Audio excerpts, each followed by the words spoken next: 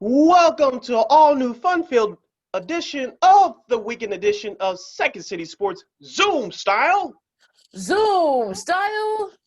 Along with Lakina McGee, I am Sydney Brown. You can follow yours truly on the social media streets, as the kids would say, at Twitter and IG at SidKid80. Once again, on Twitter and the IG at SidKid80. That's SIDKID80. That's SIDKID80.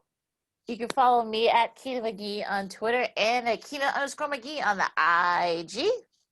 You can go to our website at weareregalradio.com. That's WEAREGAL radio.com for all your news, sports, politics, and culture for the latest on those subjects and more. You can follow this podcast, Second City Sports, along with our other podcast programming from War Media by simply searching for War on Anger wherever you download your podcasts on all podcast platforms, including iHeartRadio. Make sure you type in that search engine box, War on Anger. And we're also on YouTube, aka the Tube, at War Media. Once again, at WARR Media. You go not only listen to us, you can watch us do our thing live.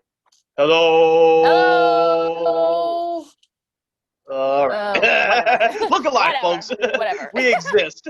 We're here. We're here. Our top story for this segment, a Chicago team that is existing but not existing as far as winning is concerned, is the Chicago Bears football team. Of course, on Thursday, their facilities were shut down due to a person in the organization tested for COVID, but it was later reopened for practice later on the Thursday afternoon as the Bears are preparing to take on the Houston Texans this weekend on the Lakefront Soldier Field. Lakina, the headline going into this game is Deshaun Watson, the fourth-year quarterback out of Clemson. He's looking for, quote-unquote, revenge. And the reason why I use that in air quotes for those of you listening on the podcast exclusively is because the Bears did not talk to him when they selected Mitch Trubisky. And of course, we all know the famed story that Patrick Mahomes did not get a good look from the Chicago Bears either. If you're Deshaun Watson, you are licking your chops. Despite last week's loss to the division rival Colts, you are licking your chops to stick it to the Bears. Of course, we all saw what Patrick Mahomes did here in Chicago last year on Sunday Night Football in front of a national audience. I believe that Deshaun Watson may take the same page out of Mahomes' playbook and stick it to the Bears, especially after stories coming out this week saying that the Bears didn't even consult with him. I've said before when the schedule came out that this game was circled on my calendar as the Deshaun Watson revenge game, and it looks like it's probably going to be just that. You know, I mean, look, he said in his pressers this week that, he has no ill will, he has no hard feelings, blah, blah, blah, it's water under the bridge, but I'm sure that's usually the kiss of death, right? Because remember last year, Patrick Mahomes, when the Chiefs came here to play the Bears, he basically said the same thing, and we all saw what happened on national television. So, and I'm sure the same thing is going to happen here. Yes, he's not going to have I just had his name. Well, they're not going to have Bradley Roby, who's their top corner. Will Fuller, that's who I was thinking, who their top receiver, who both of them are suspended because of PEDs. That's a whole nother conversation that we didn't get a chance to talk about. We may talk about it, we might not, but but look, they were right there in that game last week and against their division rival, the Colts, and I think that. Look, I think that the guys love him on the team, and so I think that he's going to use this as motivation. And look, we know who's going to be calling the game: Kevin Harlan, Trent Green, and Melanie Collins. And I'll say this: we'll have Trent Green yelling about the Bears' offense, maybe. Who knows? He won't hold back, but look, I mean, this is going to be one of those, the weather is not going to be very good, so this could be one of those ugly games. It could come down to the running the ball, and that'll give the Bears a chance, but if you're a Bears fan, you want them to lose out so that you can get a better, try to get a better NFL draft pick, and maybe changes at the top on the horizon, so we'll see. And looking forward to this game on Sunday. And the Bears defense, as I said a few weeks ago, they were breaking. They're not broke. Of course, if you looked at the game last week against the Detroit Lions, that game film will tell you all that you need to know about this Bears defense. Will it be still good enough to compete against the Texans? I believe so, but a whole lot of players on that side of the ball will have to step up. And like you mentioned, Deshaun Watson is motivated. He can win a game by himself. And we all know through the history of this Bears franchise, and definitely through recent history throughout the last 15, 20 years, the Bears struggle against mobile quarterbacks. And Deshaun Watson is very, very mobile at the top of his game right now, next to Patrick Mahomes in that department. So Khalil Mack has to step up. I don't know if Akeem Hicks is going to play. His status is still up in the air as far as that is concerned. Cal Fuller, the defensive back, and the rookie defensive back, Jalen Johnson, they're going to have big games, create turnovers. And the linebackers, Danny Trevathan, Roquan Smith, they're going to have to step up as well because that showing last week was not good. But on the flip side, the Bears' offense, until the Trubisky fumble, actually showed you so that they can score 30-plus points. Now, can they do that 2 weeks in a row with the Texans' defense outside of J.J. Watt not very good? The numbers say yes, but my logic says no. Numbers versus logic. I guess this is probably going to be the theme here for this week's Sid. Yeah, For a lot of that's these a good time games. for this episode. Yeah, numbers versus logic. Yeah, that's pretty good. Look, I mean, you got J.J. Watt, you got Whitney Merciless. Their secondary is sort of suspect. I mean, I know Vernon Hargreaves, he's not been very productive. So you would think, in theory, that the Bears offense would have a chance to go up against this Texans defense. I heard our good friend Sean Salisbury, who has a radio show down in Houston, and he said that basically, yep, friend of the show. Yep, and he basically said that the Texas defense has not been sort of garnered any, hasn't exceeded expectations. It's actually been worse than expected. So they've had some injuries and such, but you sort of wonder. I mean, just when you think that maybe go with your logic versus versus reality thing and numbers, but I'm kind of wondering that. I'm sure. Look, like I said, the Texans love Deshaun Watson. I'm sure they know the background. They know the gist of what happened with this meeting with the Bears, or non-existent meeting, I guess, if you can say that. But it's going to be very interesting to see that. I'm sure they want to try and play for not only for him but for their jobs, also for Romeo Crennel, who is fighting to sort of get a seat at the interview spot for the Texans job that's opened up. And remember, they don't have a GM either, so I'm sure all the the would-be candidates are going to be looking at this. So they're actually playing for their jobs too. So like Detroit last week, you wonder, is that going to be the kind of the motivation here for the Texans at least?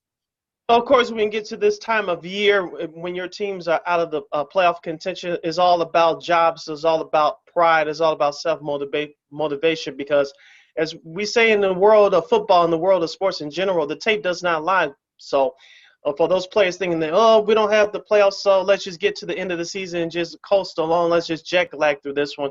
You can't do that. Only a few people's jobs are safe in the National Football League. That goes for players and coaches. So you still have to bring it every week. And so we're going to find out who wants it more and who doesn't. Like you said, Lakina, there's still a whole lot more to play for. The playoffs are out of contention for both teams, yes, including the Bears, obviously. But there are a lot of jobs on the line, whether you're playing for your current team or whether you'll be playing for another team next year. Yeah, you're basically auditioning, and like I said, the weather will probably be a factor too. It's going to be very cold, so I know some people want to make that into a factor, but I just think that this is going to be one of those ugly games. 6-3, 9-6. I wouldn't be surprised if it's end up being a battle of field goals, I guess. So I don't really expect neither of these teams to kind of garner any points. I just don't see it happening. But you never know. We'll see how much the defense has left in the tank. I mean, I think that Khalil Mack's back, not to using Rice, but Khalil Mack's back, I think, is bothering him. And I think Akeem Hicks, you saw him last week, he didn't look 100%. I think that hamstring is still bothering him. So I really just don't know what to expect. from the defense, especially now at this point in the season, where you kind of feel like, will the defense say, you know what, forget it, or will they kind of have the be able to play for pride, sort of, motivation? I'm focusing on the other side of the ball for the Bears, and that's the Bears offense. Of course, we saw David Montgomery have a good game for the first time in a while in back-to-back weeks. Last week, he ran the ball for under 100 yards, but he was very effective against the Detroit Lions. He had 73 yards of rushing, including a couple of touchdowns. So you wonder if offensive coordinator Bill Lazor will use that same game plan again. If I was him, you'll be smart to do that until the well one runs dry. So the Bears' offense is effective when they have an effective running game. Mitchell Trubisky, you saw his passing game was effective when you have an effective running game. Of course, they had him roll out a few times, and he was successful. You got to get your tight ends involved as well, Lakina. Will Jimmy Graham show up again? It was nice to see Cole Kmet back in the end zone again. Now, can you incorporate him more into the game plan? I hope so. Yeah, I mean, that's been the problem, right? He's been inconsistently. They don't know where to. You have no clue. What's he supposed to go? And because he hasn't, and unfortunately, he hasn't been in the end zone much. So that another thing. But again, and who's calling the plays? Is it Matt Nagy? Is it Bill Lazor? I don't know. I at this point, I think it could be, Pee Wee Herman. I don't know, but so I just think that at this point, I just don't know. I mean, the offense. I mean, yeah, you probably yes, the Bears have the off. If they run the ball, maybe they could probably keep Deshaun Watson and the Texans offense off the field. Make Watt and Merciless and those guys work, but they're also pretty opportunistic. So Watt has shown that yes, he's getting a little bit older, but he can still make plays. Same thing with Merciless. Like I said, I know their secondary is not very good. I'm talking about the Texans, so it's going to be who can seize the opportunities, I think. And also, too, sticking with the Bears offense, let's see if Allen Robinson can have a big game. Let's see if Anthony Miller decides to show up. Let's see if Darnell Mooney will get more opportunities, especially down the field. Even though Trubisky is back at quarterback, let's see if Darnell Mooney will get some more opportunities, especially downfield against this bad secondary. Like you said, it's going to come down to who's going to make mistakes, who's going to take advantage of those mistakes, who's going to go through that door and perhaps get a win. Yeah. I mean, look, it's going to be very interesting. I think this game could go. I think this game's a toss-up. I feel like because I think both teams are kind of in similar situations, and both on and off the field. So this would be interesting. We'll see what happens because I'm just like not gonna say it's gonna be entertaining, but it'll be interesting. I'll say that. It will be interesting, so we're looking forward to that on Sunday. You're listening to the weekend edition of Second City Sports, along with Lakina McGee. I am Sydney Brown. As we now transition to our other top story for this segment, is the Chicago White Sox. They made a couple of key moves this week. Of course, acquiring starting pitcher Lance Lynn from the Texas Rangers in exchange for pitcher Dave Dunning and a prospect, and they signed free agent outfielder Adam Eaton to a 1-year, $8 million deal with an option for 2022. Lakina, before we bring our guest on for the segment to dig deeper more into these moves for the White Sox, if you're a White Sox fan, you have to be happy right now. Their plan all along is when we turn the page, we're going to contend for a World Series. No, the playbook doesn't look good from the outside looking in, but at least as of right now, they're sticking to the plan. Yeah, you got a veteran in Lance Lynn, a veteran right-hander, someone who is probably one of the top right-handers, even though he's over 30 now. But I think this is a good pickup for the White Sox. They need that extra starter because outside of Giolito and maybe Dylan Cease, who else do you have? So that was really the White Sox biggest issue the past season was the fact that they, the pitching, the back end was very inconsistent. Now you bring in a veteran like Lance Lynn, who actually has one of the the lowest ERAs from last season, who's overcome injuries. So this is a guy who can also bring that playoff experience too. So he definitely brings a lot of that towards the White Sox, and that definitely shores up that rotation, that back end. Like I said, I mean, we talked about it when they had their shortened season. That was the biggest issue for the White Sox was that back end, the back end of that rotation. So having a guy like Lance Lynn, someone who's a veteran, someone who can eat up innings, I think definitely helps. Yes, and they'll definitely save that bullpen, which was actually very good at times last year. Now, ex-manager Ricky Renteria mismanaged it, especially toward the end of the season and in that playoff series against Oakland. You saw his flaws right there in that bullpen. They just didn't know what to do. Now, I want to go back to that starting rotation for the White Sox. So, of course, you mentioned Giolito, you mentioned Dylan Cease. Who else do they have? With Lance Lynn, you have Dallas Keuchel. I know he was injured toward the end of last year, and he lost his only playoff start in Game 3 at Oakland. But Dallas Keuchel can eat up innings as well. He's the Sox new version of Mark Buehrle. He's not going to strike out a lot of guys, which we saw this past season, but he can get a lot of outs. And so you can argue that's the top. You can argue that the Sox top three are one of the best, if not the best, on paper in baseball in Giolito and in Dallas Keuchel, and now Lance Lynn. Like I said, all three of those guys, definitely two of the three, and Keuchel and Lynn can eat up innings. Yeah. But the only reason why I didn't mention Keuchel was because he was injured at that last part of the season. Also, too, you can tell in that that Oakland A's playoff game, he wasn't 100%. So I'm kind of. Plus, he's about the same age as Lance Lynn, so I'm a little bit worried about his production for next season. But I'm looking forward to it. I'm hoping he'll have a bounce back year. Yeah, I was listening to another podcast, and Dallas Keuchel was being interviewed by Chuck Garfien, and he was talking about he wanted to have a friendly competition with Lance Lynn to see who could pitch the most innings. And like you said, like he was injured toward the end of last year, and plus Dallas Keuchel the year before in 2019, he didn't pitch to just about the second half of the season when he signed with the Braves because of contract disputes and so forth. So he's perfectly healthy right now. Let's see who's going to be the top dog for this White Sox rotation. It could be Lynn. It could be Giolito. We know Dallas Keuchel's previous history. Of course, he has a World Series ring. Let's not forget Lynn has a World Series ring as well. And so that move is clearly all over Tony La Russa's hands, because I guarantee you La Russa told Rick Hahn and Ryan, so let's go get Lance Lynn. And so that's why Lance is here. So I want to see moving forward with this White Sox organization how much power, and I'm using air quotes for those listening exclusively on the podcast, how much power, and I brought this up before, how much power does Rick Hahn really have now you have Tony La Russa in the organization? Tony La Russa is like LeBron James. Once you hand over your control of the organization to a strong personality and a knowledgeable guy like that, things can continue to derail. But it's not derailing yet, obviously, because La Russa is getting his guys on the roster. How much input is really Rick Hahn is having on this roster? He's done a great job up to this point, but you could tell in that press conference when La Russa was hired. He wasn't happy at all. Oh yeah, you could tell. I mean, I think body language, even though I think you tell his voice and also his body language that he wasn't very happy. Obviously, he wanted to go a different route, but look, it is what it is. I mean, look, Lance Lynn's WAR was 1.5, which is actually pretty good in the shortened season. For someone in his early 30s, that's actually pretty good for a right-hander who's 33. That's actually. I think that's the kind of guy you want, and I think I would like to see a friendly competition between him and Keuchel, who can eat up the most innings. That would be pretty interesting.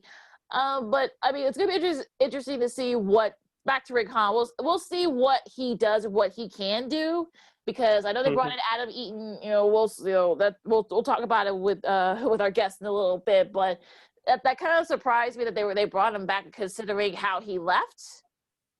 Again, we'll get to that in a little bit, but you got guys like Jock Peterson. He'll be commanding a lot of money. Michael Brantley's out there too. I mean, there are rumors that they're still going to try to pursue him, but I think they're going to be. He's going to garner a lot of money too, because he's a veteran outfielder. But it's going to be very interesting to see what do they decide to do. They got their pitching. You're going to need another utility guy. Do you perhaps maybe try to get Kyle Schwarber like we talked about the last couple of weeks? I think it's going to be. I think Rick Hahn will have some very interesting decisions to make.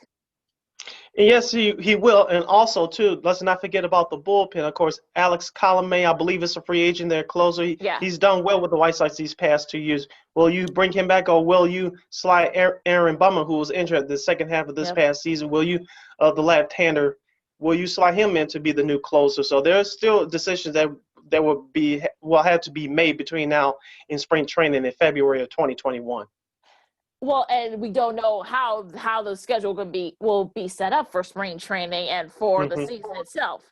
Will it be 162? Will it be shortened? Will it be like 100 like it was this past season? Because yes, I know about the vaccine and stuff, but we're already talking about it might be widely distributed until June. So do you kind of wait until then and perhaps maybe ease in the crowds of it? So I don't know. I mean, I know the minor leagues, I know they've all set, all the teams have set up their minor league systems up, but the Cubs and White Sox have done so too. But we don't really know what the parameters are going to be still. Yeah, the schedule as of right now is set out for a full 162 game season. Of course, the schedule for 2021 was released on opening day of this past season. I think the question is, will you allow fans in there to start the year? As of right now, I will say no. But like you said, because of the vaccine distribution.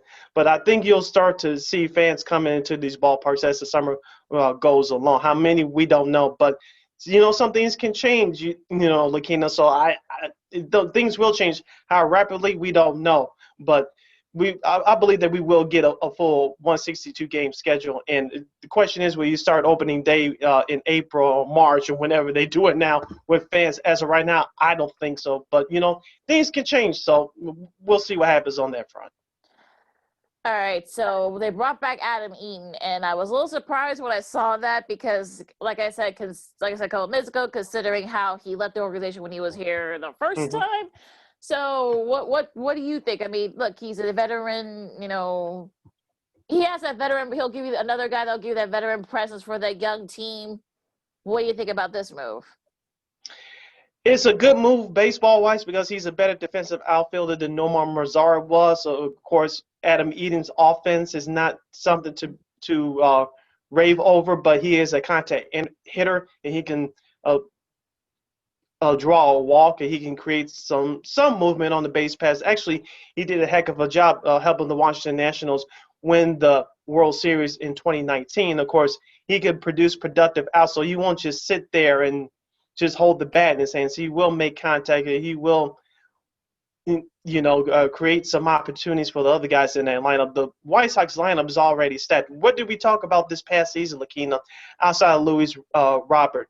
The defense in the outfield, in particular Eloy Jimenez, the defensive outfield, their statistics were horrible. Yeah. So Adam Eaton playing in right field, he'll probably be platoon with Adam Engel as far as matchups are concerned. Of course, Adam Eaton against left-handers is terrible, but against right-handers, he's very good. So it depends on the starting pitcher for that day. Adam Engel may start. In other days, Adam Eaton will start. So the White Sox are set there as far as right field is concerned, but we talked about it last week, on the show. The White Sox still are in need of a need of a hitter in the designated hitter department. Kyle Schwarber sitting out there. Do you go after him, or do you go after somebody else that we're not thinking about right now? And I think that's good. Like I said, that's a $1 million question. Do you try to maybe get more utility guys? Do you Schwarber's out there now? I'm sure you can get him for a pretty decent amount, but you wonder, who's controlling the paychecks here for for the White Sox? I mean, will it be La Russa? Will it be Rick Hahn? Will it be a collaborative effort? Who knows? I mean, that's something that we're still trying to figure out. Yeah, as I said before, it could be a power struggle now since La Russa was hired by Jerry Reinsdorf to help the White Sox bring a World Series. How much say does Rick Hahn have now? He's done a great job up to this point in building the roster and building the minor league system. But will he get his way on certain moves, or will La Russa get his way on certain moves? That's the $1 million question here. Could be very interesting to see what they do, because I feel as though that maybe I think it's going to be collaborative, but I think there's going to be some disagreements as to which free agents they decide to pursue. That's going to be sort of like going to be kind of the $1 million question. I mean, there are guys out there. We know Stroman said he doesn't want to come, so that's over and done with. Trevor Bauer's still out there, on the pitching side, and there are a lot of. Like I mentioned earlier, Michael Brantley and Jack Peterson are some of the other free agents as well. And if teams decide to spend, maybe, perhaps, Mhm. I'm sure a lot of these teams are going to be crying poor, because of COVID. Some of these teams, because of COVID, because they couldn't recoup that money through revenue for tickets and whatnot. So I'm very interested to see how much money some of these teams do end up paying these free agents, because I just, it's going to be, like I said, the numbers, the numbers going to be like at a flat rate. I don't see anybody being signed for $300 million. That's not happening. Oh no, So I no, doubt it. and also too, going back to the White Sox real quickly, Keena. Also, Jose Quintana's out there. Of course, he was injured for most of this past season with the Chicago Cubs. He paid dividends immediately when he was traded there a couple of years ago, but he just hasn't had a chance to stay healthy. So hopefully, if the White Sox look at him as an option and bring him back, he doesn't have to be the guy like he was when he was here the first time with Chris Sale. So Jose Quintana, if the White Sox should look at him and pick him up, he could be the back end, another back end of their rotation, or somebody as a long reliever out of the bullpen. You can never have enough starting depth pitching because of potential injuries. Oh, We all know that it happens all the time. So you can't never have enough guys. oh no. More depth, more pitching depth is actually what you want, especially if you're trying Hmm. to go to a World Series. Like we were saying before, the starting lineup is stacked. I mean, do you add an extra utility guy? Of course, but on the pitching aspect, on the pitching side of it, yes, you can never have too many pitchers, because especially as the playoffs come, especially if you're talking playoffs and also a long run in the playoffs, you're definitely gonna need more pitching, because that wins you more than hitting. Yes, it does. The old saying goes, great starting pitching beats great hitting. So the White Sox on paper, they have it right now. They have the hitting, but if you're the White Sox, will you use this past year's experience to carry you through in 2021? And you have that veteran presence with Lance Lynn. It should be able to work on paper, but like chemistry and time, it takes time with a new group. Also, new manager as well, trying to Yes. coach trying to coach and develop that new group. That's another thing that's going to be very interesting. So while we're still waiting for our White Sox guests, we'll go to the other side of town with the Cubs. Not much going on in the Cubs front. They're looking for a new announcer for their marquee network, of course, with Lynn Casper leading to join the White Sox radio booth for ESPN 1000. Some of the names that are being floated around, of course, Chris Myers, we talked about it last week. He's already on the roster. John Sciambi, national guy for ESPN. Joe Davis, who does both Fox and also does Dodger games. What do you think? I mean, there are a lot of names being floated around. Who do you think is going to end up getting the job? I know Chris Myers is a front runner, as we reported last week through various sources. Of course, John Boom Shiambi, of course, another former Florida Marlins announcer. He's done a great job with ESPN and Sunday Night Baseball on the radio for the last few years. I still don't see Joe Davis leaving Los Angeles, now the world champion Los Angeles Dodgers, and plus he has a network gig with Fox. I just cannot see him leaving that perfect job, quote unquote, perfect job to come here. I know it'll be another step up for him, for another powerful organization. I just don't see Joe Davis doing it right now. If he comes here, that's cool. I think Cub fans will love him. But I still think it's going to be Chris Myers because of financial dealings, because he's already on the roster. That's just the way I see it. Unless there's a few more names that are talking to that we don't know about, I still think it's going to be Chris Myers. I agree. Unless there are some names that we just don't know. Like I said before, he's already on the roster, so you don't have to pay him a lot of money. So I think he may just getting him. He might just end up getting the job. I mean, I don't. Like I said before, we mentioned a few other names. I don't see them leaving their current gigs to come here, because especially since you don't know what kind of team the Cubs are going to be next year. So maybe you might be calling them a Florida Marlins type team these next couple of years, with a couple of veterans sprinkled in. So I don't know. I mean, maybe Len felt that he was leaving a sinking ship basically, and maybe that's why he ended up going to the White Sox. So that might be one of the reasons. So we don't really know, but I don't think that was it. But I think that kind of played a part.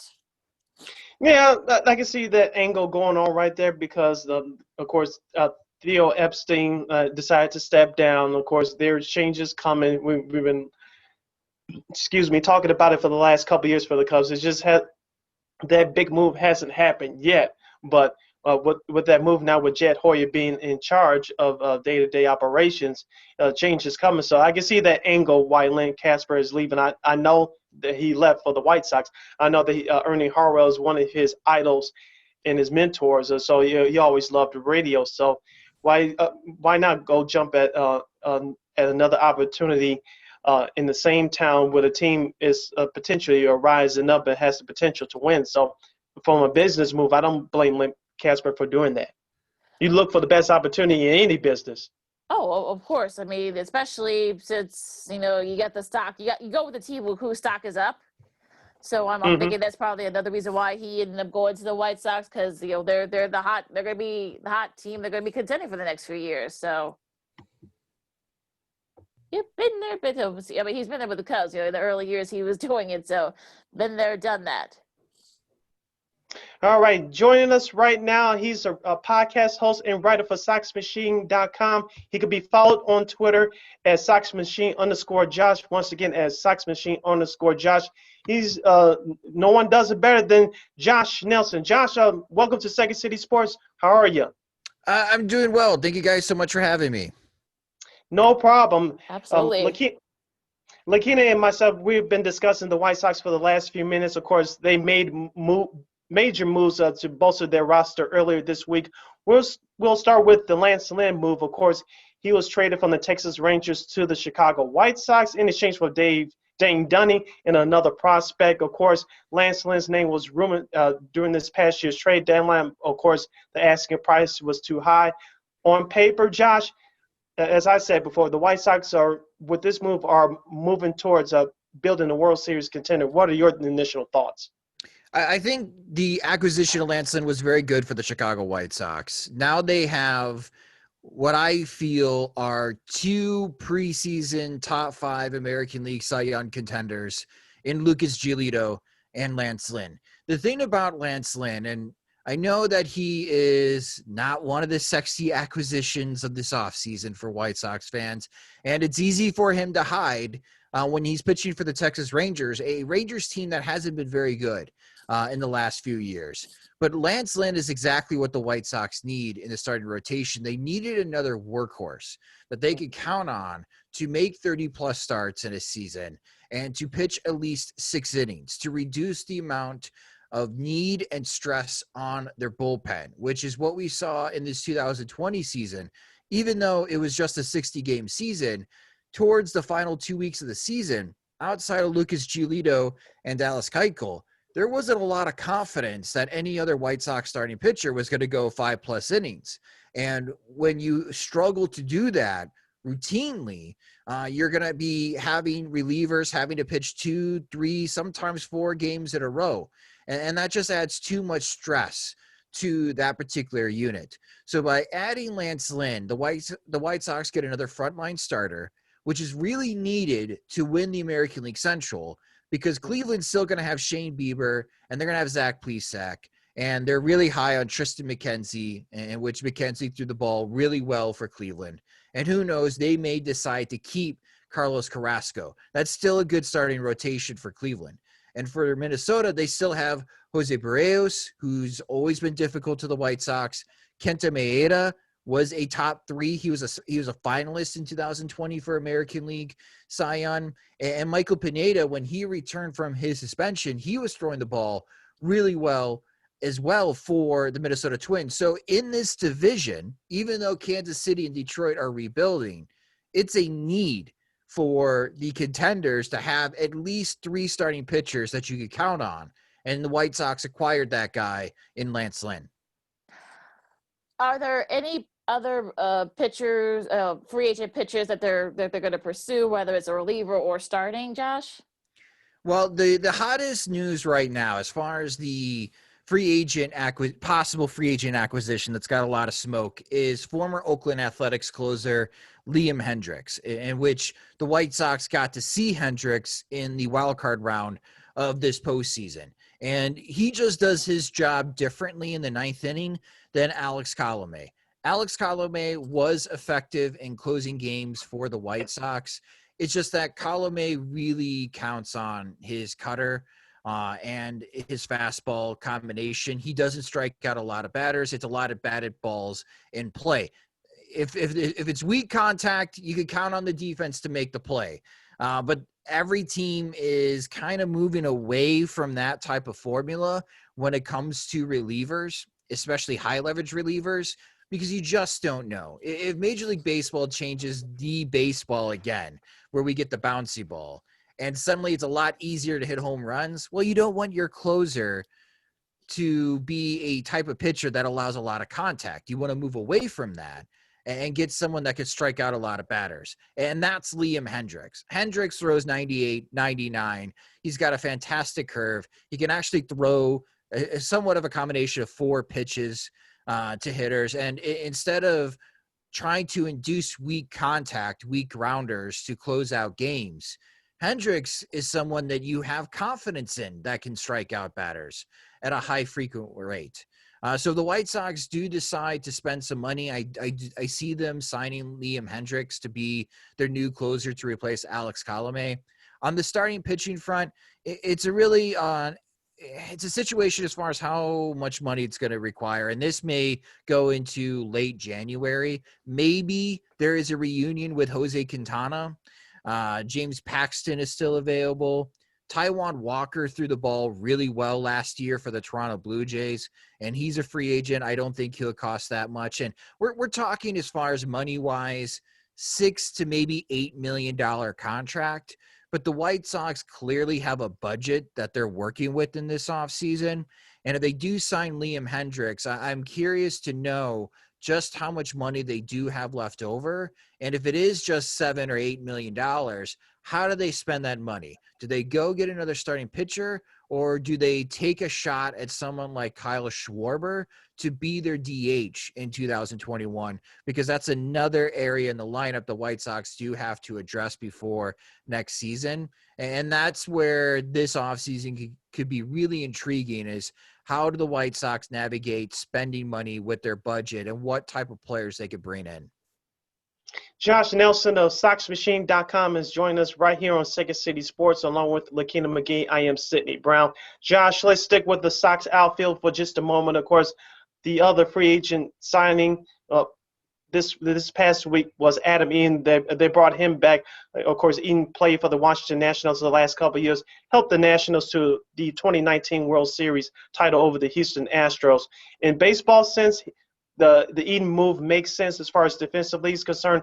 Offensively, he can produce productive outs. So he can move base runs. He can find all kinds of ways to get on base. What did you think about this move? And do you think that he's grown up? Because we all know that he didn't leave here on such good terms.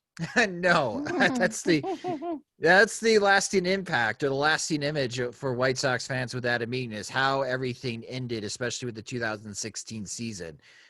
I have doubts if this is the right direction for the White Sox to go in right field. My thought process is that the White Sox need to find a long-term solution for this position. I do not think it's wise for them to continue to go year to year. I think they honestly thought trading for Nomar Mazara last year during the winter meetings that they at least had right field taken care of for 2020 and 2021. And Nomar Mazara played a lot worse than we were expecting him to play. I didn't like that trade. I didn't like that target for the White Sox in right field, because Nicholas Castellanos and Marcell Ozuna were still free agents, and Mookie Betts had not been traded yet from the Boston Red Sox to Los Angeles Dodgers. I felt last year there were better options available for the White Sox in right field, and they decided, based on their budget and what they wanted to spend money on, which we ultimately knew that to be Yasmani Grandal and Dallas Keuchel, that they could only spend X amount of money on right field, and that's why they traded for Nomar Mazara. And I feel this is a very similar situation again. And Rick Hahn even touched on this yesterday during his press conference announcing the signing. Sure, the White Sox had the budget to go out and sign George Springer, but they view their roster as having many holes, and they would rather sign 4 players to cover as far as their budget rather than sign one impact player. And I can understand that to a point, but I do not feel like right field is still addressed long-term for the White Sox. And Sydney, I think we're still going to have this conversation a calendar year from now. Next year at this time, you'll bring me back on your show asking me about who the White Sox just signed to play right field again for the 2022 season when they buy out Adam Means' contract. That's just how I feel about as far as this signing, that hopefully it works out for them. But these type of 1-year contracts for the White Sox have not worked out for them, especially during Rick Hahn's tenure as general manager. And I'm just not having high expectations right now. Josh, what about who you think's gonna get pull the purse strings here? You got Rick Hahn, who was not very happy that Tony La Russa ended up getting the White Sox managerial job, or will it be Tony La Russa, who has experience but who's still been around the game? He hasn't done any managerial stuff in a few years. So when it comes to pursuing more free agents, who do you think is going to be get the edge and getting in this push pull here? That's a good question. I think it could be a combination of the two. That's why I was always skeptical about the Tony La Russa hiring for the White Sox. And it's one of those be careful what you wish for, because you are right. In the last 9 years, Tony La Russa has been advising front offices in Major League Baseball. He's essentially been doing Rick Hahn's job for the Arizona Diamondbacks, and also during his time at Boston with Dave Dombrowski. And he's had some success, and he hasn't had a lot of success, especially in his tenure with the Arizona Diamondbacks. And now he's your manager. And he's also the guy who's really good friends with the owner. So that puts Rick Hahn in a tight spot, in the sense that if La Russa really wants a guy, then I don't think Rick Hahn is a choice. He's got to go along with it. And he's going to have to say, yes, this was a collaborative effort. And that's why we brought this player in, because everybody was on the same page. Well, you don't have a lot of leverage right now. It is a bit curious on which of the targets, if people are trying to divvy up as far as credit on who finally decided to pull the trigger on Lance Lynn. There's a little bit more to that story, especially from the Texas Rangers and Lance Lynn's side, that we didn't know about, regarding as far as why didn't the White Sox acquire him at the trade deadline last year if he was available, or Adam Mead. I think the targets that the White Sox are going for, as far as the big name targets moving forward, like Liam Hendriks, I think that's been a player on Rick Hahn's wish list, especially what he saw Hendriks do to his team last year in the postseason. And that's the type of reliever that Rick Hahn has built as far as his bullpen. Because look at all the arms in this bullpen. Cody Hoyer, Garrett Crochet, Aaron Bummer. Everyone's throwing heat.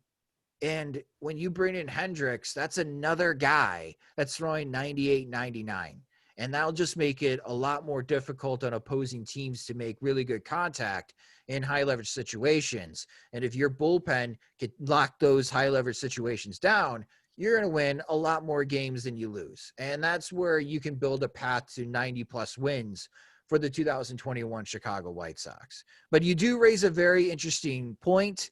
I'm curious on how this dynamic will continue to work throughout this offseason, and how this dynamic works heading into the trade deadline, because we learned how this dynamic worked between Rick Renteria and Rick Hahn in this past trade deadline.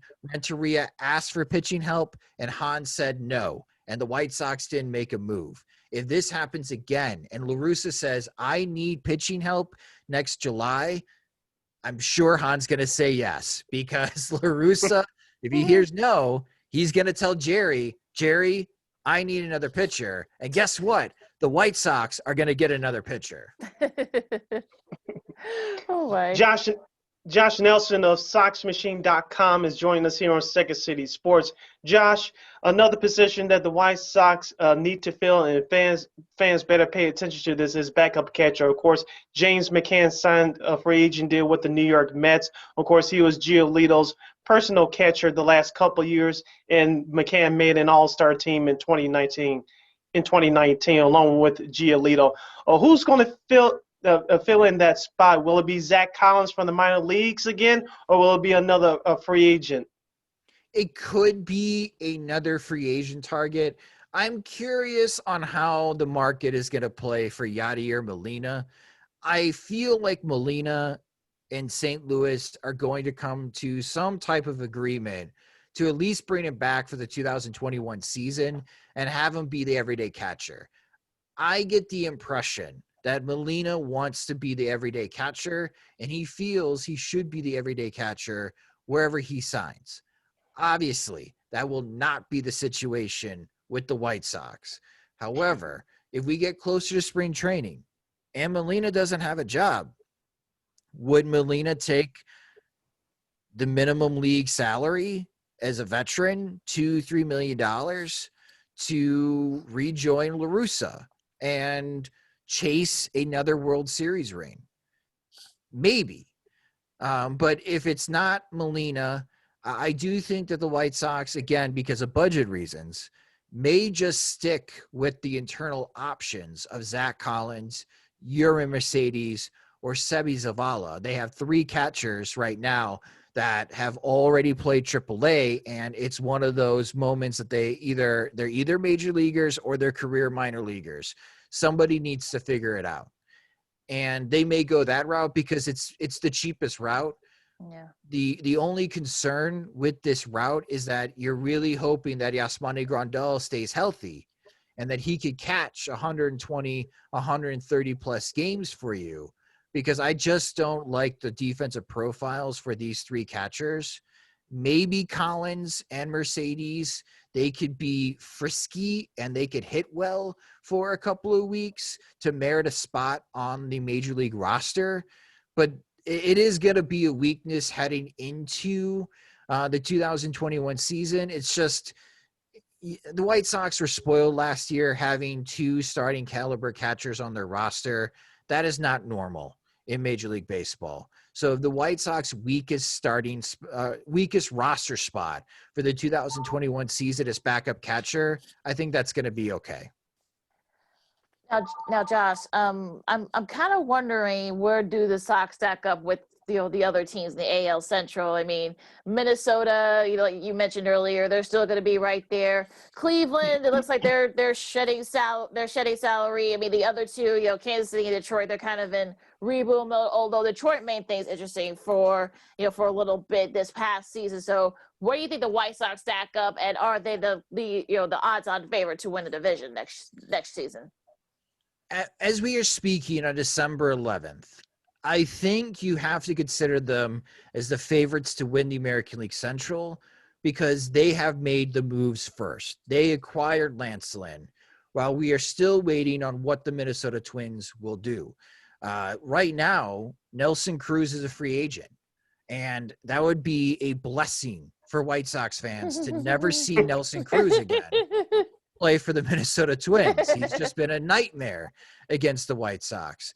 Jake Odorizzi, he was very good for the Twins in 2019, didn't pitch much in 2020, but he's a free agent. So those are 2 areas that the Twins need to address. And they let Eddie Rosario go, but they have an internal solution, Alex Krylov, that they're very high on. He's one of their top outfield prospects in the farm system, and he's a top 50 type of prospect as well. He's got a lot of a potential. So they had an internal solution for Eddie Rosario to let him go.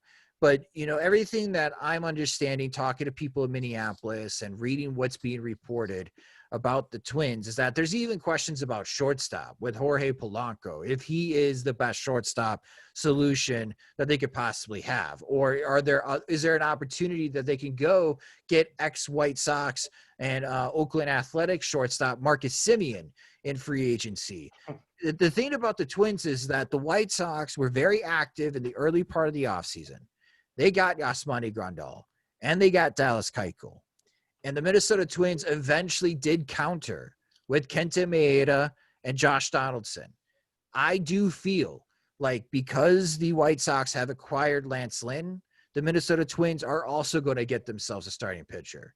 If the White Sox sign Liam Hendriks, I'm betting that the Minnesota Twins also get themselves a very good reliever.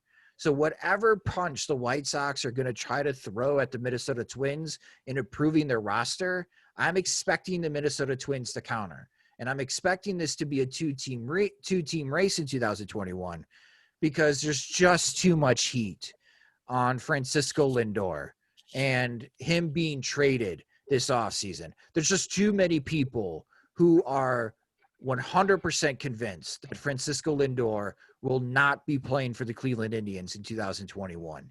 And you take Francisco Lindor off that Cleveland Indians team, and they're going to struggle mightily on offense. And they're going to struggle to be a 500-plus team. And that puts them at a distant third, in my opinion, between the White Sox and Twins. So right now, it's a two-team race. And we'll see if we get more clarity as we approach January. Last moment, too, with Josh Nelson of SoxMachine.com right here on Second City Sports, along with Lakina McGee. I am Sidney Brown. Last question for me, Josh. You mentioned some of the other free agent starting pitchers in particular. Of course, one name that's been brought up over these last few days is Jose Quintana. As I said during our show today, you cannot have enough starting pitching because, you know, injuries always happen. And if you're the White Sox, if you could pick up a guy like Jose Quintana, that would be huge to the starting staff because we all know when he was here, along with Chris Sale, they were the two guys. They ate up a lot of innings, but the team wasn't winning much. If you bring him here, the pressure will be taken off of him as far as being the man, but you can put him in as an emergency starter, or you could have him as a lone reliever. Will it make sense in your mind if the Sox would bring him back? If they did bring Quintana back, you're asking him to be the fourth starting pitcher. And at the beginning of the season, you're asking Dylan Cease to be the fifth starting pitcher of the season. While Michael Kopech breaks off some rust in AAA and gets back into getting used to pitching every fifth day. Because, again, Kopech hasn't pitched in a game since 2018. And for what we have seen publicly, is one inning of spring training baseball in 2020 before he opted out. So I believe in Kopech's potential. Don't get me wrong. He just needs to get back into rhythm. And it's a rhythm that's really tough to do when you're not playing. So I think that's why Michael Kopech's going to start the year in AAA. And with Quintana, as long as Quintana understands that if he's not performing well, that don't be surprised at some point, maybe in the second half of the season, you get replaced in the rotation with Michael Kopech because Kopech is the future. And the White Sox are hoping that Kopech is someone that could get some time in 2021 and maybe not having the need to sign Lance Lynn to a contract extension after this season, be the number 3 starter for the White Sox in 2022. I could see that being the dream for the White Sox.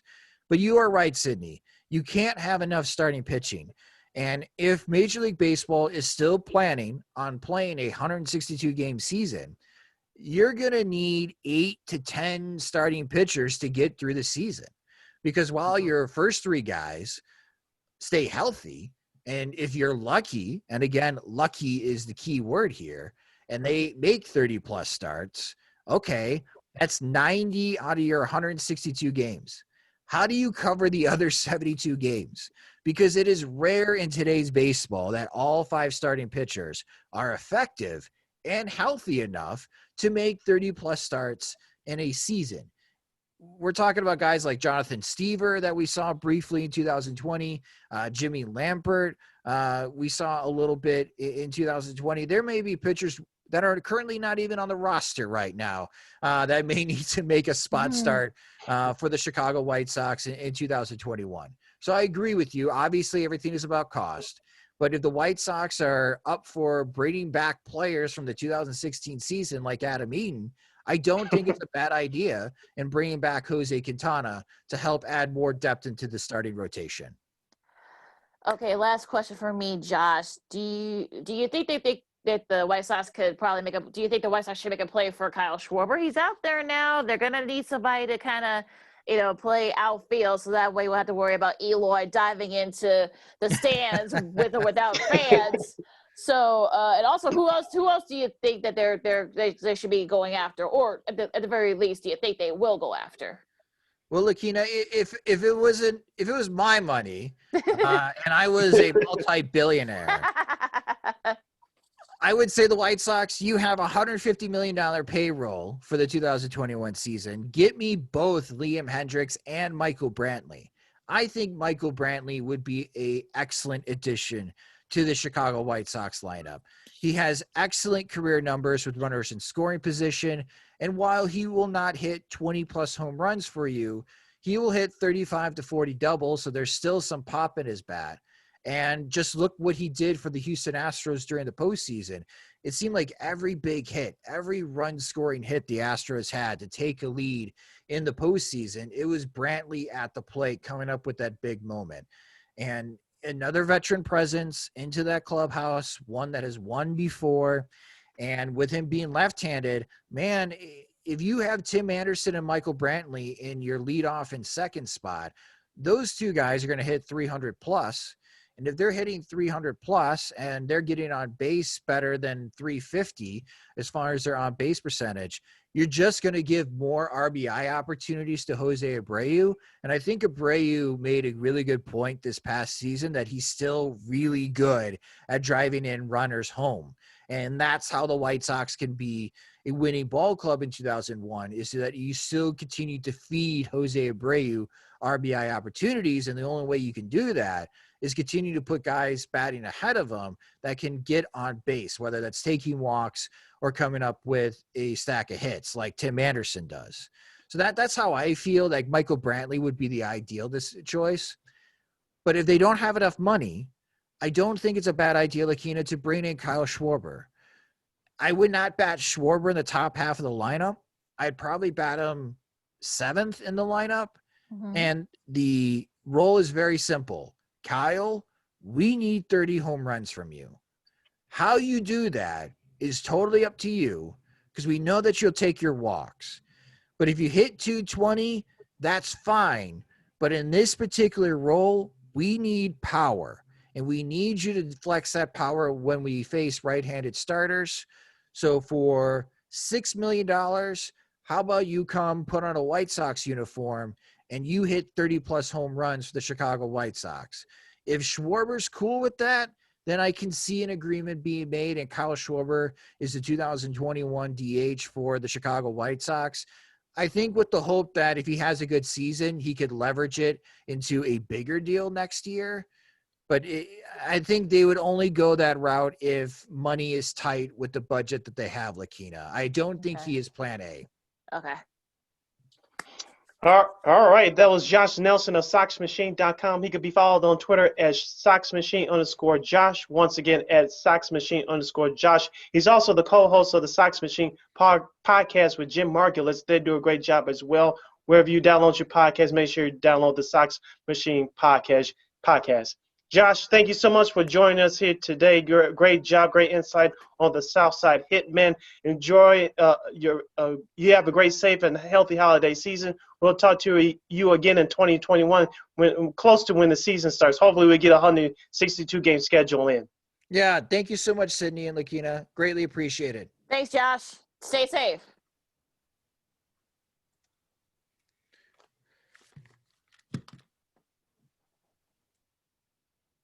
All right, that was once again Josh Nelson of SoxMachine.com. Check out that website at SoxMachine.com and check out the Sox Machine podcast with Jim Margulis, his co-host. They do a great job as well.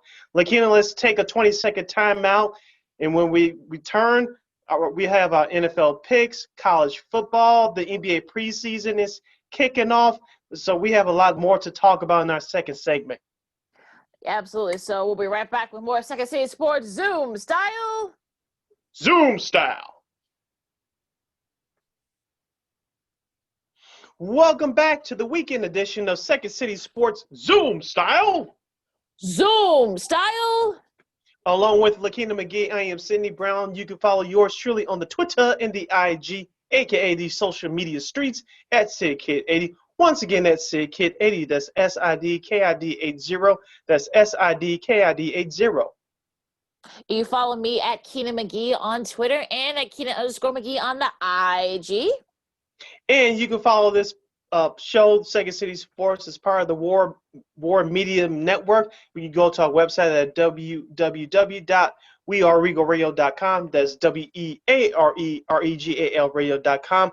And wherever you download your podcasts, including iHeartRadio, make sure you search for War on Anchor. Once again, it's at WARR on Anchor.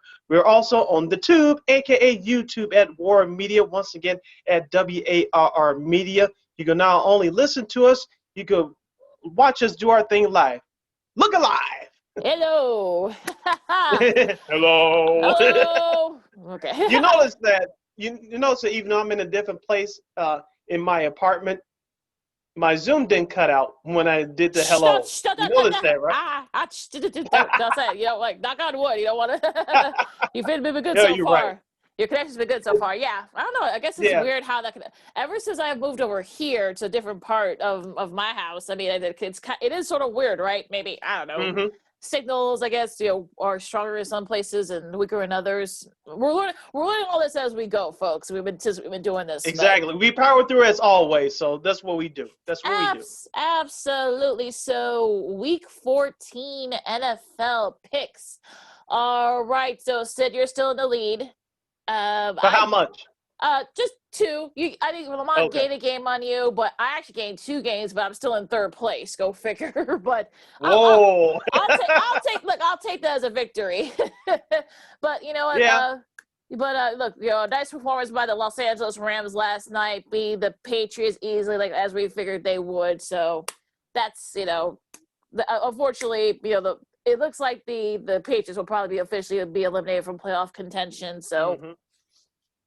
Yep, and the Rams have it clicking on all cylinders right now. So they could be your NFC West Division champions, but we still have a little less than a month to go. Yep. Oh, yeah. So we're already Week 14, Sid. Can you believe it? My goodness. I can't believe it. Even though all the challenges we've gone through watching football, college football, which we'll get to later, but watching the NFL, we're glad the NFL started on time, as we told you guys it would. But we're just glad to have the NFL here. It's gone by so fast, but I enjoyed it. Hopefully the playoffs will be one to remember. But we'll get to the playoffs when we talk about it. But like you said, it's been an enjoyable season so far, despite what the Bears been doing here with the Bears poop. Yeah, exactly. #Bears poop. Also, with a lot of Tuesday and Wednesday football we have, I don't know if I want that as a regular thing. I don't know how you feel about that, but I don't want that as a regular thing. Let's just stick to Thursday, which might be a different network next season. We'll get to that later on. Mm-hmm. But let's stick to Sunday and Monday, and we'll work on Thursday. But no Tuesday or Wednesday football. That was just weird. Couldn't agree with you more. All right, let's get to these Week 14 matchups. A pretty good one here in the NFC interdivisional matchup. You got the Vikings and the Bucks. I'm going with Tampa Bay. Of course, great job by the Vikings getting back into it and taking advantage of their schedule the last month or so. Tampa Bay, they need to get it going here after their short bye week. Tom Brady, he needs to turn it around. Let's see if they can incorporate Antonio Brown into their game plan. Let's see if the defense can step up. For the Vikings, Kirk Cousins is going to be on his shoulders again. And what do you do if you're the Minnesota Vikings, which you have done over the past month? Give the ball to Dalvin Cook. If he gains over 100 yards, they'll win. I'm not so sure that he's going to do that. I think it's going to be a close game. Former, as you will call it, Lakina, NFC Central Division rivals, rumble tumble from back in the day. Oh, yeah. Bringing it back to the present, I have the Buccaneers in a close one. Yeah, it's going to be very close. I mean, Minnesota has no room for error. They basically have to win out to be right there for one of those wild card spots. So if they lose, they're basically done. So, but I am going to pick the Bucs. I think the defense will do just enough to slow Dalvin Cook down, make Kirk Cousins throw. We saw last week that's not necessarily a good thing sometimes. So I think they're going to force him to throw, and I think that's what's going to be the difference here. And Lamont also has Tampa. So there you go. one game that I didn't think would be a good one, especially early in the season, but now here we are. You got the 6-6 Cardinals versus the 5-7 Giants.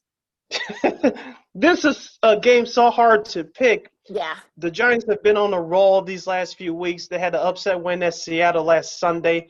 Of course, the Cardinals, ever since the Hail Mary victory over Buffalo, has dropped the last 2 games at New England. Of course, they dropped one at home to the Rams last week. This is one of the games I really struggle to pick. Personally, I want Arizona to do well, but the momentum's on the other side of the field with the New York Giants. I hate doing this. I'm going with the New York Giants. Well, look, the defense is playing. Their defense is playing very well lately, and they've been sort of leading the charge these last few weeks. I mean, it looks like Colt McCoy's gonna get the start again. But I mean, God, Jesus. I mean, this game, like, I don't know what to pick because I've been on Arizona. I'm gonna go ahead. I'm gonna pick Arizona because don't make me look like an idiot here, Cardinals, because you're gonna be on my list if you don't. So I think Kyler Murray will have a get right game. I think the defense will slow the Giants down, and the Giants defense is better than the Cardinals defense. But yes, weather may be an issue too. But this is going to be one of those get-right games, and this is sort of a must-win for Arizona. So I'm going to go ahead and bite the bullet and pick Arizona, and so is Lamont. He's picking Arizona too. Oh boy, I'm not feeling good about that one. I know, right? Oh gosh. Okay, a good one here though in the AFC. You got the Chiefs and the Dolphins. I'll definitely be watching this game live via my computer. The Dolphins are a surprise 8-4, on the season. Of course, the Chiefs stand alone at 11-1. They're fighting with the Pittsburgh Steelers for home field advantage throughout the AFC playoffs. I think we're going to learn a lot more about the Dolphins than we are going to learn more about the Chiefs. The Dolphins, should they win this game, and this is really going to set their program ahead a couple of steps, maybe a couple of steps ahead of schedule. I think it's going to be a close game, closer than what people think, but I see Kansas City coming out on top. Yeah, so I'm going with the Chiefs. Yeah, I think this is going to be a close game. I think the Dolphins will keep it close, but I think the Chiefs are just too good. And I think that if you go by talent level, the Chiefs are better than the Dolphins. But I think the Dolphins will give them a game. Mm-hmm. It might come down. I'll give like less than 10 points, but I got the Chiefs, and so does Lamont. He also has KC as well. And interesting, well, maybe not interesting, but AFC South, you got the Titans and the Jags. Titans. Me pick the Titans too, and so does Lamont. All right, next up here you got I don't know what would you call this, but you got the Cowboys and the Bengals. Yeah, the ugly bowl. The smelly bowl, I guess. I don't know. Yeah. I'm going with the Cowboys. Don't ask me why. 6-3, 9-3, maybe something like that. Cowboys, and so is Lamont. He's also picking the Cowboys. All right. Texans. We'll do that one last, of course. Broncos and the Panthers. A pair of 4-8 teams matching up here. Yeah, Christian McCaffrey, it looks like he's not going to play. It looks like, I don't know if Teddy Bridgewater is coming back. For the Broncos, you have Drew Lock as their starting quarterback. I know they're 2-4 away from home. I think that program is set right by Matt Rule and the Carolina Panthers coaching staff. For that reason alone, I'm going with Carolina. Yeah, I kind of like Carolina's upside more than I do the Broncos' upside. So also because they're at home, I'm picking Carolina, and I'm trying to see who Lamont picked. He doesn't have them in order here. Hold on one second. I know Carolina. He had at the top, so he's got Carolina. So we got another sweep here. The first of the 3 o'clock games, you got the 0-12 Jets versus the 8-4 Seahawks. I said I was very convincing there. Yeah, talking about a get-right game, this is a get-right game for Seattle. I think it's safe to say they're not going to get the number 1 seed, but they'll get the number 2 seed, so we'll see them on a wild card weekend. The question will be, I don't know what the spread is on this game. Will the Jets even keep it close? That's going to Especially be at what nuts. happened last week against the Raiders, you giving that game away. Thanks to now ex-defensive coordinator Greg Williams for doing something stupid. I have Seattle at home. Yeah, this is one of those get right games. I think they're gonna Seattle's gonna pound them. I think Russell Wilson will throw for like 4 or 5 touchdowns, and I just think this is one of those get right games for the Seahawks. And so is Lamont. He got the Seahawks too. I think it's like 10 or 12, but I don't know if you would take the under or not. That's a tough one. That's why I don't gamble. So I'll let you, Right. all you gambling experts who are going to be listening or watching this, I'll let you guys figure it out. A good one here in the AFC. You got the Colts and the Raiders. I'll definitely be watching this game via my computer. The Raiders checking in at 7-5. Of course, the Colts with a big win on the road at Houston last week. They checking it with an 8-4 record, 4-2 away from home. The Raiders, they survived last week, to be honest, at the New York against the Jets. They should have lost that game.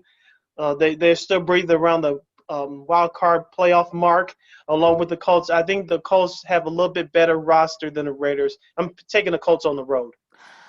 Oh my God, this is another one of those toss-up games. But yeah, gosh, I mean, I would have picked the Raiders, but after what they did to the Jets, barely beating them, I'm gonna go ahead and pick the Colts. Just because I think they have a better talent, like you said, Sid. So I'm gonna go ahead and pick the Colts too. But actually, Lamont's got Vegas, so we'll see who's right here. Yeah, it's an intriguing week of games here in the National Football League. So this is not we're not acting up, folks. These games are too close to call. This is what happens. We have mediocrity in the NFL, especially not with the extra wild card teams in there. And well, here's another one here. You got Washington and the 49ers. Whew. Now, another tough one. This game is tough to pick. Of course, the 49ers are trying to stay in it to win it, even though they lost big on Monday night in Arizona, their new home now, against the Buffalo Bills. The Washington football team, they've been on the road. They're in it with the New York Football Giants as far as the NFC East Division title is concerned. I'm going with Washington here in a slight upset. Another one of those games where I may have to flip a coin. It's going to be a close one. Yeah. Gibson, that turf toe injury might be a hindrance. We'll see what happens with that. Gosh, I'll pick Washington too, just because I think they've got more to play for, and they're still banked up at the 49ers, I think. But look, Lamont's going with upsets. He's got San Fran, so we'll see what happens. All right, next up, you got the Saints and the Eagles. I'm going with the Saints. I know this will be Jalen Hurts, the rookie quarterback out of Oklahoma via Alabama. This will be his first start in the National Football League. The Saints' defense is very good, so they're going to give Hurts a whole lot of trouble. But I think Hurts will do good in some spots, but I don't think it's going to be enough to carry Philadelphia to a victory. I'm going with the Saints on the road. I know they're at home. I know weather might be an issue in Philly, but the Saints are too good. They know they're right there in the driver's seat for the #1 seed, and I think they'll do just that. I don't know. It looks like it's going to be Taysom Hill again. I think it's going to be another week for Drew Brees, but I don't think it hasn't mattered so far. It's not going to matter on Sunday, so I'm going to pick the Saints. And of course, we all know Lamont's picking the Saints. So there you go. Go figure. Go figure, right? Big surprise. Falcons and the Los Angeles Chargers. Two bad teams. But the difference is the Falcons are separated by one win, have one more win than the Chargers. Chargers are 3-9. The Falcons are 4-6. Damn. Yeah, right. Another tough one. You know what? I'll let you go first, Lakina. Okay. You know what? I know they've been on my list, and I know that Anthony Lynn said some comments that got him in hot water. His job was probably on the line. I think this might help him a little bit, so I'm going to go ahead and pick the Chargers. It's going to be very close, but I'm going to pick the Chargers. I'll hop on that bandwagon with you, Lakina. I'm going with the Chargers. And, Lamont's got the Chargers as well. So, and Julio Jones isn't going to play, so that's going to play a factor into it as well. So, should be an interesting one, I guess, in Los Angeles. NFC North matchup here. You got the Packers and the Lions. I'm going with the Packers. I think it's going to be a closer game than what people give it credit for. Of course, the Lions came into Chicago and and escaped with a victory last week. Of course, the Packers are on the top of the NFC North. The Packers should get the Lions here. So I say about between 7 and 10 points. So I'm going with the Packers. I got the Packers too. I think it's going to be Excuse me, it's going to be close, but I think the Packers are going to win pulling away. And also Lamont does too. He got the Packers as well. All right, a good one here Sunday night. I know NBC is happy with this matchup. We got the Steelers and the Bills. Yeah, the only thing NBC is mad about is the Steelers are not undefeated. Right, yeah. But with that being said, it's going to be a good defensive battle. I see Buffalo coming out on top here. People are overlooking the Bills. And the Steelers, I know they weren't going to go undefeated, so they had the loss out of their system. And I think this is the time they're going to struggle a little bit, but that's okay. I know they still have something to play for, as I mentioned earlier, in terms of home field advantage throughout the AFC playoffs with the Chiefs. The Bills going to put a dent into those plans. I'm going with Buffalo. I've got Buffalo too. I mean, look, Washington kind of gave you the formula to beating Pittsburgh. So I think it's going to be in Buffalo. So I think they're going to struggle, and I think Buffalo wins. I'm not going to say handily, but I think they will win pulling away. And so is Lamont. He has Buffalo as well. This is scary. Yeah, it is very scary. All right, here in the AFC North, you got the Baltimore Ravens and the Cleveland Browns. A good Monday nighter. I'm glad the guys got a good Monday night matchup now for this Sunday. Yes, this is another division rival matchup. AFC South contenders. Browns with an upset win at Tennessee last week. The Ravens, they stunk it up at Pittsburgh last week. Of course, they bounced back with the victory over the Cowboys to keep their playoff hopes alive. Baltimore has the momentum a little bit. I can see Cleveland having a letdown after a big win on the road last week. So I'm going with Baltimore in a close one. Baltimore actually has a better, easier schedule down the stretch. So, and they need to win these games. I know they just hammered Cleveland earlier this year by like 35-6 or something like that, or 20. Yeah, that was on opening day. 32-6. Now the Browns have gotten better since then, but I think you slow down Chubb and Hunt to kind of, make Baker Mayfield throw. Yes, he's made some mistakes too, but Baltimore is getting everyone's coming back from COVID and COVID protocol. So I know it's just been a short week, I guess, quote unquote, for Baltimore, but I think Baltimore does just enough to win. It's going to be closer, than the first meeting, of course, but I think Baltimore wins it. I think Cleveland has a letdown. And so is Lamont. He's got Baltimore. So a sweep there. Last but not least, or not as least, I guess, depending on how you look at it, Texans and Bears. I'm going with the Houston Texans. And watch the Bears will actually show up too. Look, that could happen, but like we've been saying, I've had this sort of as the Deshaun Watson revenge game, and I think he'll do just that. I think he'll have his best game of the season. Throw for 3 or 4 touchdowns, maybe rush for a couple. So I think it'll be close, but I think the Texans win it. And so is Lamont. He's got Houston too. This should be a good week of games, Lakina, so we'll see who comes out on top. Yeah, this is the final month of the season, so we're going right down to the wire, folks. So some great matchups this week. And, if you want to gamble, go ahead. It's fine. We can go ahead and gamble. Let's go to the college gridiron, Sid. Championship. We'll start, I guess, with the top story.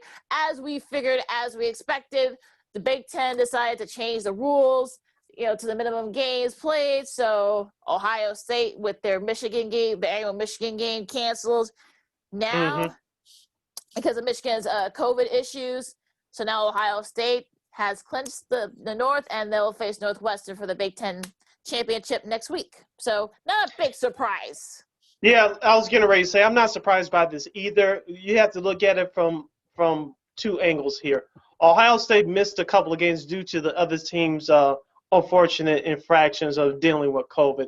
So Ohio State they're blameless in that scenario. Number 2, what's better for business for college football, i.e. ESPN, who telecast the national semifinal and the college national championship game? What's better for business? Having a team like Ohio State in there. So with that being said, I know people don't like it, but what's better for business having Ohio State in there. So Ohio State, even they would substitute another opponent for the game they missed against Michigan this weekend, they will beat the brains out of them too. So Ohio State, they met the criteria, and you can get mad, but I'm not surprised by this. This is good for business.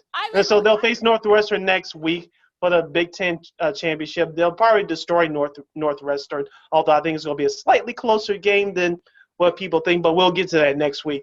But they earned this opportunity for no fault of their own. I'm not going to muster up fake outrage and fake anger here. This is what happens, folks. And we're on an unprecedented year anyway, so the Big Ten Conference knew that situations like this were bound to happen. That's why I'm surprised they put up that requirement to begin with, because they knew we saw, especially from the other conferences, some of them having to cancel and postpone games.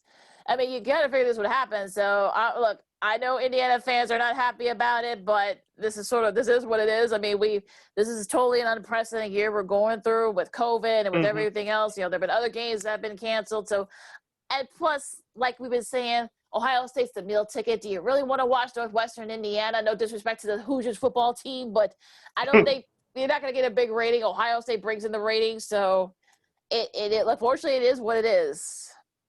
Yeah, especially going back to the Big Ten title game for Fox, they'll be their highest rated game this year because, as you reported before, Ohio State and Michigan was supposed to take place this weekend, of course, due to Michigan having a date with COVID, not to make fun of the situation, but that game is not taking place. They failed in another game from the Pac-12, so Fox has to scramble to put on the biggest game that will deliver them the best ratings.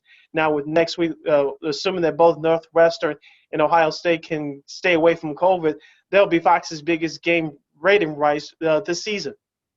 Absolutely. So should be, it'll be interesting there on what they do, and also what Fox does. I guess I don't know what Fox is going to do to fill up that time.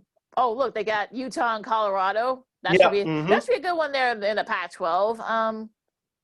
This will be just the fourth game for Utah. So because they've had their issues with dealing with teams in COVID. I mean, you look at some of these postponements. I mean, Cincinnati and Tulsa. I was looking forward to watching that game in the American. They actually will play again next week for the championship. So depending on if there's any issues, Oklahoma and West Virginia, they were supposed to play. That's canceled because West Virginia is having COVID issues. Purdue and Indiana, both teams are having COVID issues. So we've been seeing, Kansas and Texas. There's stuff going on in Kansas. There's just we'll get to it with the college gridiron, but it seems as if that it's wreaking havoc. Again. Yeah, it is. The vaccine can't get here fast enough, but until it does, this is some of the situations that you have to just power yourself through, and that's what college sports in particular is doing. We'll get to college basketball in a minute here, but looking at the schedule, there's still a couple of games that I'm looking forward to this weekend. Number 9, Georgia travels to number 25 to face the Missouri Tigers, and of course, at 2:30 on Saturday, I'm looking forward to number 17 North Carolina against the University of Miami, ranked number 10. Unfortunately, they probably won't be playing in the ACC title game. No, damn you, Notre Dame. I know. I know, right? Well, hopefully Miami can finish the year on a strong note. Yeah, should be. Yeah, I mean, I'm sure they will, and I think that should be an entertaining one there. Unfortunately, no Washington and Oregon because of Washington's COVID issues. But the Battle of Los Angeles, you got USC and UCLA. UCLA is actually not having a bad year. They're 3-2, so they could probably perhaps throw a monkey wrench into USC's, I guess slim playoff hopes, if you will. Let's see what else. Number 6, Florida taking on LSU. Speaking of LSU, I know Lamont is related to that program a bit. They posed a 1-year ban. Go figure, right? I'm chuckling because I read the statement that they put out, and I'm like, really?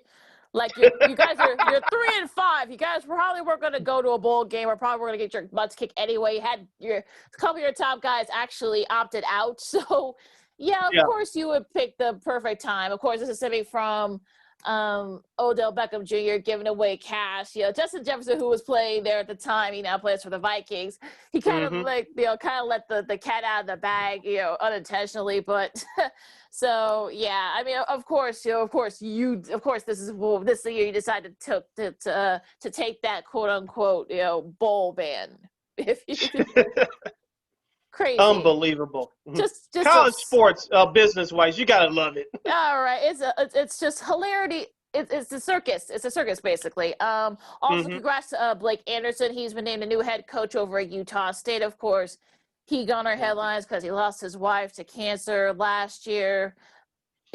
Played very, coached very well. I mean, he had, they went to a couple of bowl games. So now he's going to the next chapter. He said this is definitely the next chapter for him and for his kids. And they're going to Utah State to sort of revitalize that program. So congrats to him. Yes. And before we move on, Lakina, can we forget number 14 Northwestern, yes. already in the Big Ten championship game. They'll face Lamont, Illinois, fighting the Illini. As I said in our last podcast, even though Northwestern's in the title game, it's important for them to get back on track. Of course, they lost to Michigan State on the road a couple of weeks ago. They missed the game at Minnesota last week because the Golden Gophers are dealing with issues with COVID. So Northwestern, to gain some momentum, they need a big victory. They need to start out strong against a bad Illinois team. They'll be on Saturday on ESPN2 at 11 o'clock. Should be a fun one. They're also leading over to the college gridiron. The SEC at ESPN have struck a new 10-year deal starting in 2024. They'll take over for what CBS did for years, having a Saturday game the week in the afternoon. They're going to have more non-conference games and sort of like more of a pick of what sort of a bigger stage for, and also because they have more channels, they'll actually be able to have their games featured even more than they already are. So another sort of business move there with the business aspect of it. As we talked about before, Lakina, a few weeks ago, will CBS pick up on the Pac-12 games? I think they're up. I think next season. I think so. Yeah. If you're CBS, there's the Pac-12 and the Mountain West. I mean, I'm sure they'll figure out something. No doubts. Now let's stay in college, but let's go to the hard courts. Mike Krzyzewski made some interesting comments last couple of days. Of course, for those of you, if you haven't been following, the men's basketball team has decided, the Duke men's basketball team has decided to cancel the rest of their non-conference games. Gardner-Webb, Elon, Charleston Southern.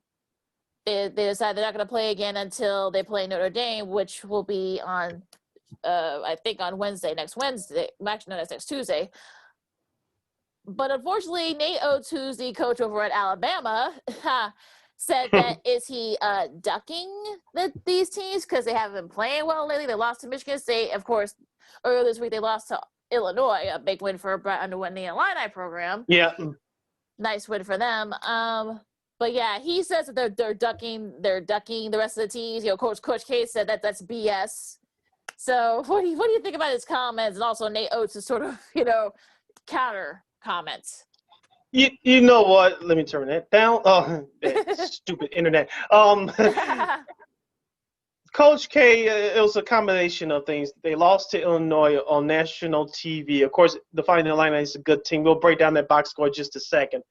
On the flip side, he does have a point of trying to get through this stage in the beginning of the college basketball season. Of course, all these teams knew that you were going to be in the middle of this second wave of COVID, and so you couldn't be too surprised right there. We were talking about it before the show, Lakina.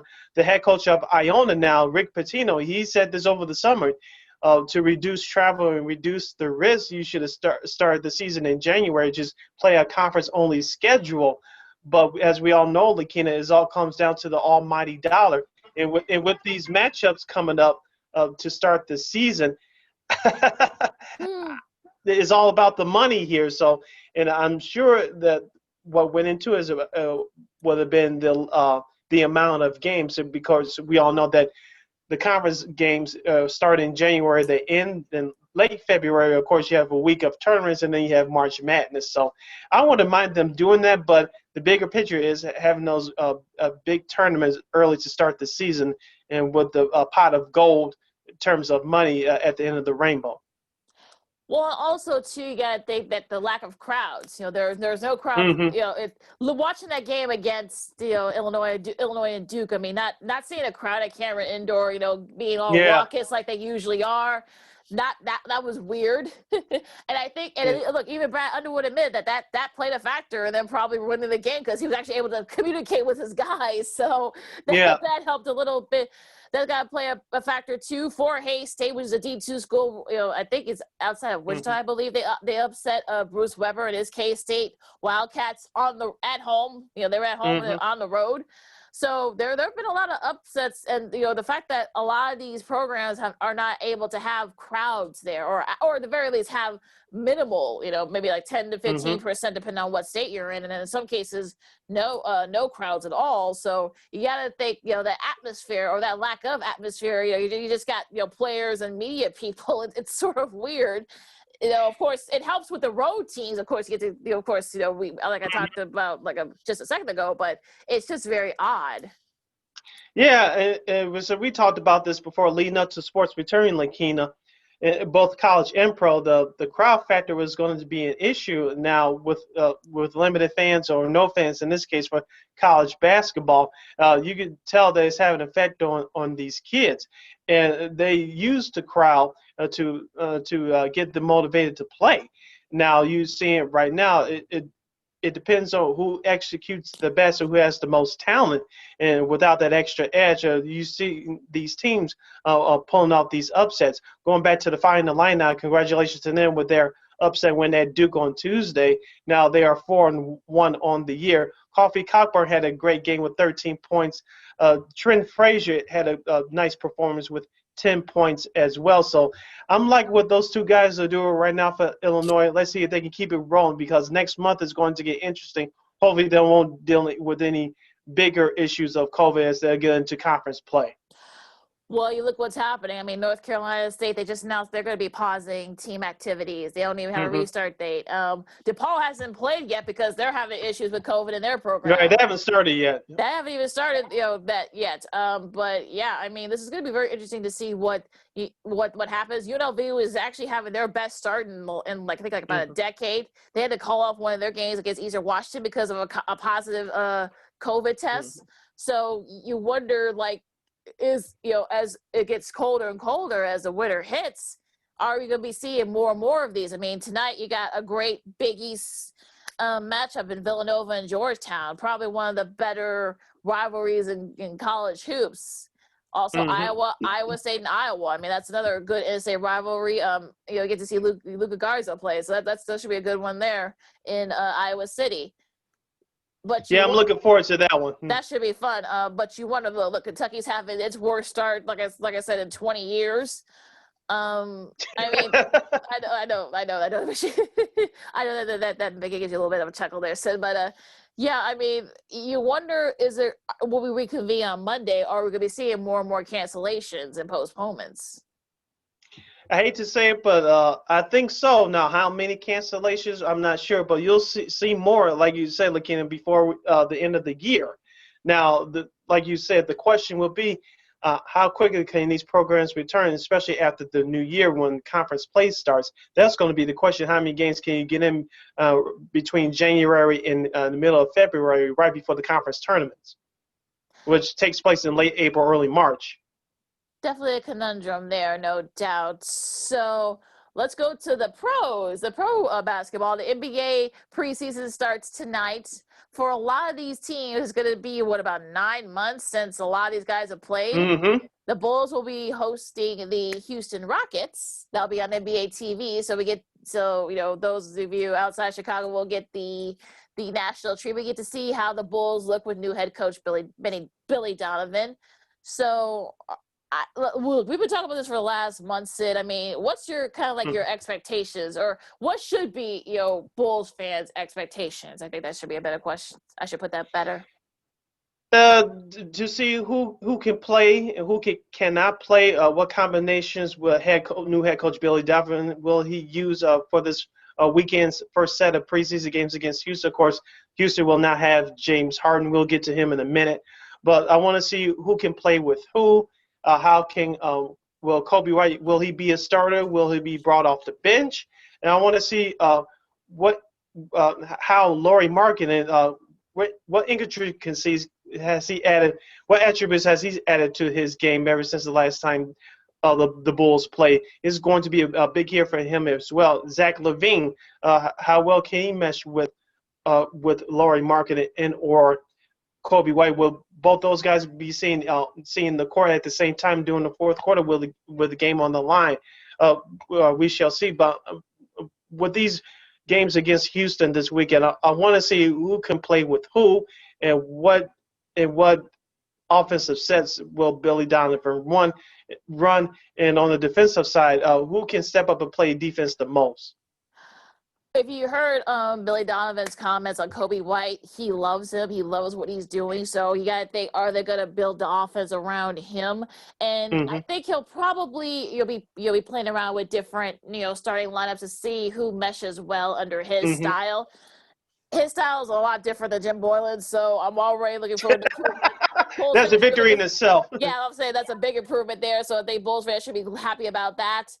But like you said, I mean, I want to know how he uses Patrick Williams. I'm sure he's talking to be coming up off the bench.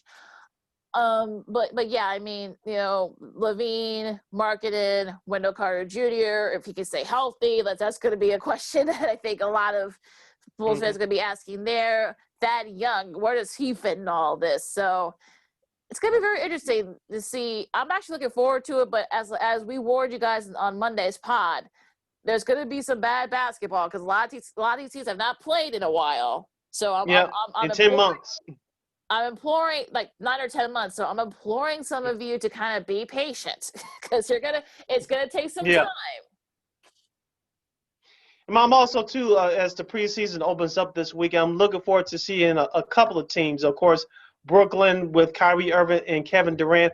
Of course, the big news there is Kevin Durant is going to be experimenting playing the five. Of course, you can tell new head coach Steve Nash, his assistant, former head coach that he played under back in the day with the Suns, Mike D'Antoni. That's Mike D'Antoni's fingerprints all over that when you saw what he did, if you remember, during that 05-06 season when Amari Stoudemire was out for the year with that injury. He used Sean Marion at center. He used a couple of different guys at the five as he was trying to come up with combinations to fill in Stoudemire's spot. Of course, they went to the Western Conference Finals that year before losing to Dallas. So Kevin Durant, he'll be fine at the five, but defensively, you're not expecting him to guard people like Giannis or Joel Embiid for 30 minutes. That's just not going to happen. This is more about KD taking advantage of matchups on the offensive end. And also, too, don't forget Kyrie's comments that he got fined for because he didn't want to talk to the media. That's a whole nother thing. Maybe we'll talk about that on Monday. But, I'm looking forward to see how the Lakers look. Don't expect to see LeBron. You're not going to see him. And the Clippers and Lakers actually play tonight. Don't expect to see Kawhi, I should say. You're not going to expect a lot of the top guys. I'm interested to see how Portland looks. And also how Milwaukee looks, because I want to see how this new team that they basically build around to try to sort of get Giannis to stay with them. I'm looking forward to see how they look. Golden State, I mean, no Klay Thompson, but you got a lot of guys there that could kind of help him. I want to see how Steph looks, coming back from surgery. Dallas, I mean, they'll always be an entertaining team to watch. Denver and Utah, those are some teams in the Northwest Division. And also, let's hope that, knock on wood, we don't have any stoppages or postponements. So that's what I'm looking forward to. And also, too, with Washington, with Russell Westbrook and Bradley Beal, they play Brooklyn this weekend. And, of course, Atlanta, they have a weekend series with the Orlando Magic. I want to see how Trae Young is, especially with the better parts around him now. We'll get more into our team previews as the season kicks off in less than a couple of weeks. Yeah. So the preseason should be interesting. Also, Phoenix too. I want to see how they look. I mean, Devin Booker. You got CP3 there to kind of sort of be a mentor to Devin Booker. Could they be a playoff team? We'll see, but it's gonna be tough in the West. I mean, they were right. Look, I mean, Booker almost got him in single-handedly in the bubble a couple months back. So we'll see what they can do. And what about Charlotte with their young squad and led by now veteran Gordon Hayward? That should be interesting there. I mean, that should be interesting too. I mean, I never would have thought out of all the teams, I never thought Gordon Hayward would be going to Charlotte, but 2020 has been weird already. So why not Gordon Hayward going to Charlotte? That's a little bit crazy. Yeah, let's not forget about another team before we close out. The New Orleans Pelicans, of course, first-year head coach Stan Van Gundy, and supposedly the ministry restrictions are off of now second-year forward Zion Williamson. Hopefully he's in shape and he can stay in games to produce for the long haul. Yeah, that's sort of been kind of like the issue with him. I mean, especially when he came back, when the league came back, I mean, you can tell he had his flashes, but you can kind of tell he was getting tired too easily. He actually looks better. Mm-hmm. He actually looks a lot leaner now. So we'll see. I mean, that's what I'm looking forward to as well. So what are you looking forward to overall this weekend? A great slate of NFL action on Sunday for Week 14 in the NBA preseason. I'm actually looking forward to checking out a few of these games, including the Bulls.